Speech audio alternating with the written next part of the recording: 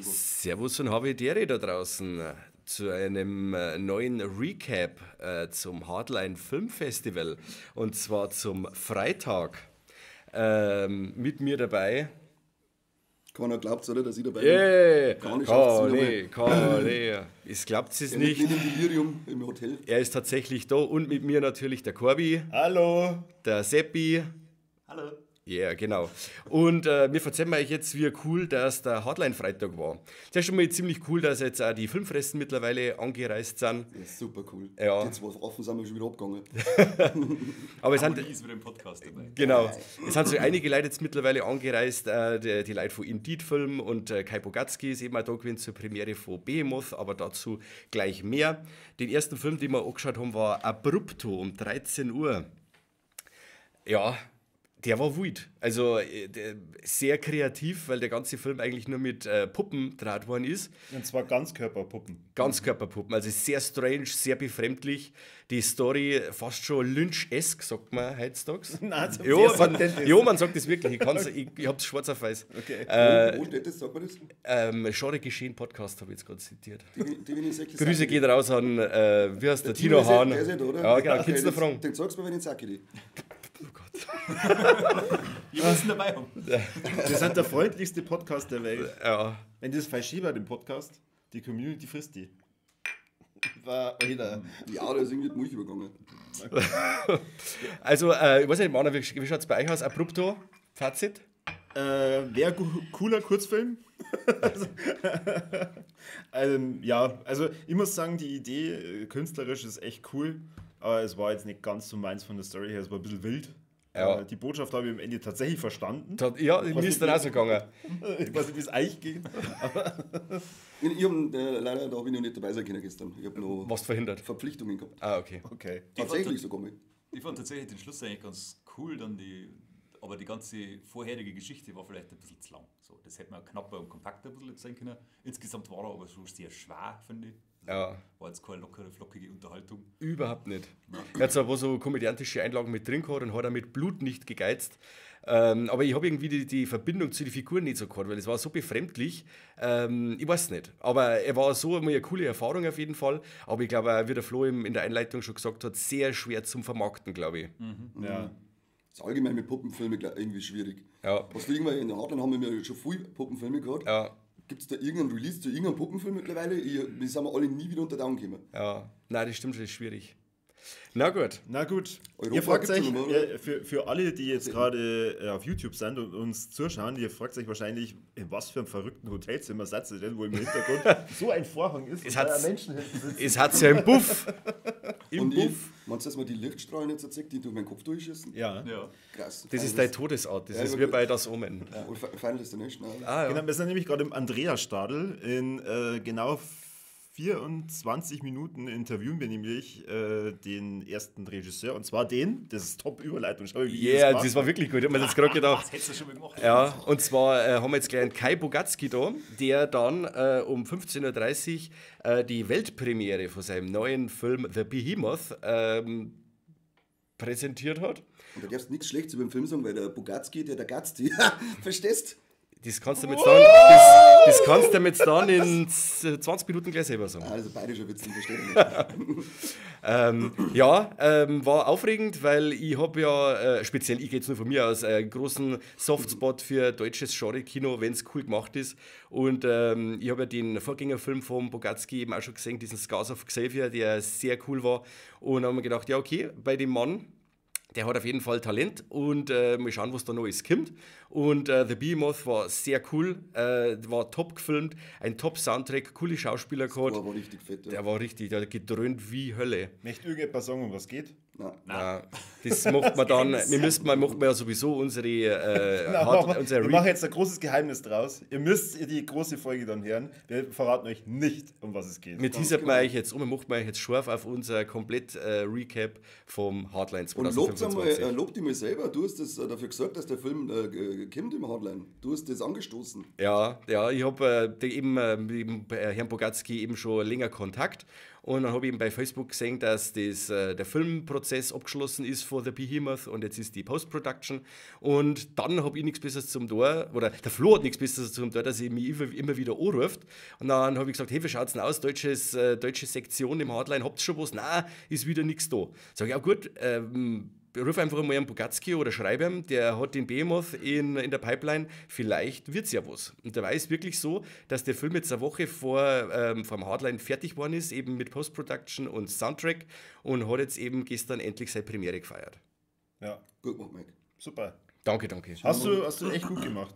Danke. Nächstes Jahr, wie viel Movie-Illusion der Film? Dann machen wir da Werbung fürs Mikro, das gemeint. Red's weiter. Hörst du auf?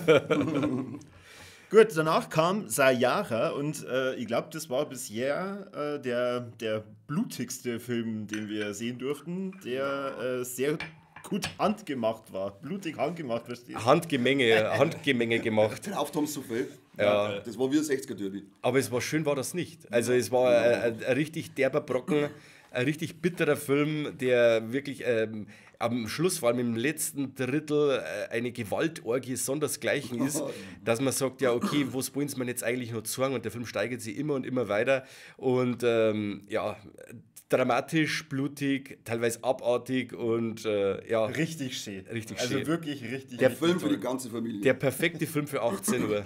Ja, auf jeden Fall, jeder kriegt was ab, ja. Ja, Jeder. Wer irgendwie bei dem Martial Arts Thema jetzt da irgendwie ästhetische Kampfeinlagen erwartet oder so, ist der seine Erwartungen zügeln. Da geht es wirklich einfach nur um das Ergebnis. Also wenn man es so geht auch um Realismus. Ja, also, genau. weil, Ja. Also es ist wirklich wenn so. du anschaust, dann denkst du, ja, wie möchten da diese 1,20 Meter Dirndl irgendwie einen Typen erledigen? Jetzt sagst du. Es geht. Ja, auf jeden Fall. Uns das nicht schaffen. Ja, ich wollte gerade sagen, seitdem ist der Kani ein bisschen vorsichtiger bei seinen ganzen. Ich trainiere jetzt noch härter. Meine Capoeira-Fähigkeit. Das war jetzt quasi der erste Film von Cem Evrenol, der das Director Spotlight dieses Jahr bekleidet. Ja. Und ja. Und den werden wir nämlich später auch noch interviewen. Ja, genau. Werden wir uns auch noch ein paar Fragen überlegen müssen. Und ja, auf jeden Fall ein großes Highlight bisher vom Festival. Oh yeah. Und danach ging es gleich noch weiter mit einem zusätzlichen Highlight. Der Corby, das ist der Übergangskönig halt. Das ist ein Wahnsinn. Wahnsinn, der schießt die Überleitungen aus. Ich bin halt durch. Interviews macht selber. Ausbrennt. Und zwar haben wir dann gesehen den neuen Film vom Chad Archibald, It Feeds. Und also die beste Beschreibung für den Film ist Insidious mit Eiern. Das, wo die letzten Insidious-Filme immer schwächer geworden sind, meiner Meinung nach, ist der wieder mal so richtig, ja, aggressiv und dreckig in Richtung, wenn man so Dämonenfilme und so mag. Also er ist jetzt nicht blutig oder so, aber er ist jetzt schon roher als so manche Blumhouse-Produktion auf jeden Fall. Ja. Wir haben auch gesagt, also mit dem Seppi gestern noch geschmerzt beim Heimweg. Haben wir gesagt, der braucht sich definitiv nicht verstecken vor irgendeiner Hollywood-Produktion. Auf jeden Fall. Na, sehr stark, Seppi. Top, Sehr schön. absolut top. Haben wir mal Einwandfrei. wirklich gute Scare-Jumps dabei gehabt, dass uns die Eier sauber in die Bauchhöhle aufgeschossen sind. Heißen sie jetzt Scare Jumps oder was? Jumps. ja, steht bei Genre geschrieben. Das haben die von schon mal Ich frage später Tino Hahn, das kommt auf die Liste. Der war sehr Scare-Jump-esk. War auf alle Fälle ein geiler Halloween-Release so. Jetzt habe ich schon befürchtet, du sagst, es war ein guter Kurzfilm gewesen. Da war ich ausgeflippt.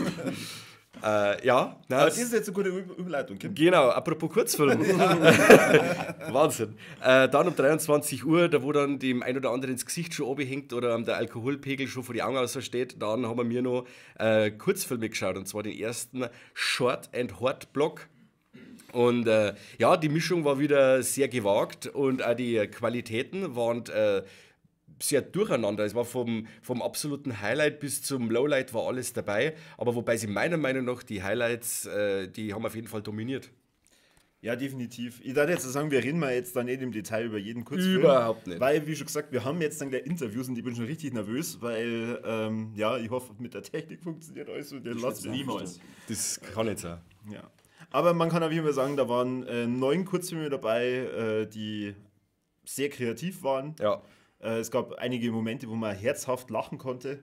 An den unpassendsten Stellen, wohlgemerkt. Ich. Wieder mal. Ja, Corby steht, was ich gehört habe, ich habe es nicht gesehen, die Kurzfilme. weil ich mit kurzer Sache nichts anfangen kann, aber was ich gehört habe, steht der Korbi auf so Mischung aus Inzest und Sodomie drum. Na, das stimmt überhaupt nicht. Ja, also ich habe die Geschichte vom Geity Boy gehört Ja, okay. und es war eine inzestuöse Sodomie. Also schau den Film erst mal selber an und dann, also wenn du da Das war nicht schon lachst, komplett wenn du da nicht lachst, Die hätte auch gelacht. ja, nein, Ganz klare Sache. Aber man hat so gespannt zwischen die Kurzfilme, also der überspannende Bogen war Abrechnung mit Religion und Politik. Das war so das, was ich da übrigens rausgesehen habe.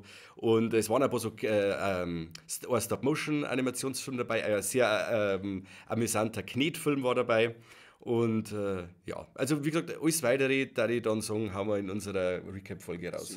genau. Sonst hört sich den ganzen Bums zweimal an. Was uns natürlich interessiert ist, seid ihr auch da? Wenn ja, schreibt bitte was in die Kommentare. Oder hättet ihr gern dabei sein wollen, schreibt es auch in die Kommentare, aber zu spät. Zu spät. Schreibt einfach was in die Kommentare, kurz fix. Ja, Mann, macht's halt auch mal was. Richtig. Ja, wir machen alles fertig. Jetzt ist Samstag in der Früh und wir haben nichts Besseres zum Tun, dass wir uns da hier sitzen. Jeder noch 18 Promille in der Flasche. Na, sparen. Es ist ein richtig geiler zweiter Tag gestern gewesen. Ich freue mich schon heute auf den heutigen Tag.